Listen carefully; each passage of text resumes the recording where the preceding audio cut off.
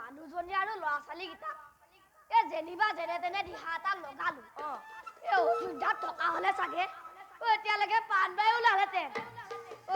এতিয়া বল বল ঘৰত যি অকল লাংলাকুটি বাকী আছে তাক লৈ পুনৰ পশ্চিমত থকা পৰিয়ালটোৰ কাষলৈ যাওঁ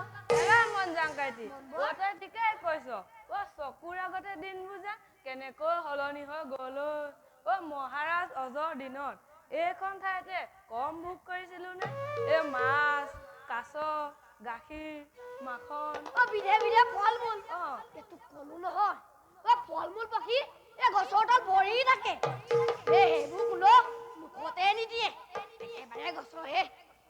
তেজফলে খাইছিলো দিন যে কলৈ গ'ল বুজিছ মন যাং কাইটি মনবৰ সকলোবোৰ হৈছে মহাৰাজ দশৰথৰ বাবে আগতে অজৰ মহাৰাজে অতি কমেও এমাহ দুমাহ মূৰে মূৰে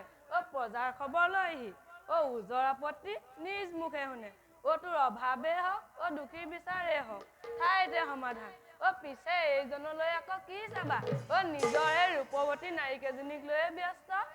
প্ৰজাৰ সুখ দুখৰ খবৰ লোৱাটো বাদেই দিয়া ৰাজ্যত কি ঘটিছে কবই নোৱাৰে সেইকাৰণে বুজিছ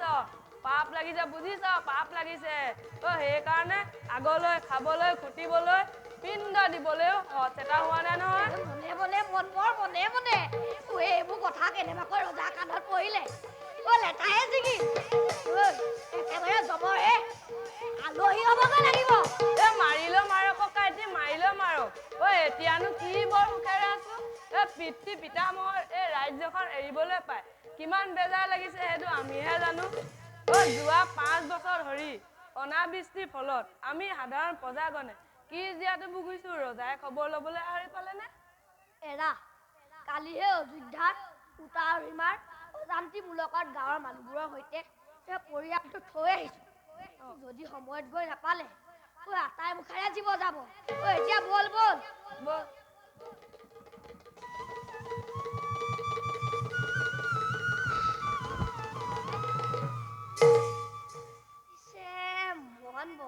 মন যাং কাইটি তোনো কিমান পালেগৈ লাজে লাগে পাই কাইটি সৰ্বমুঠ একুৰি কি কয় মন যাং কাইটি তই মানুহটো কিন্তু বৰ ভেদাং মানুহ দেই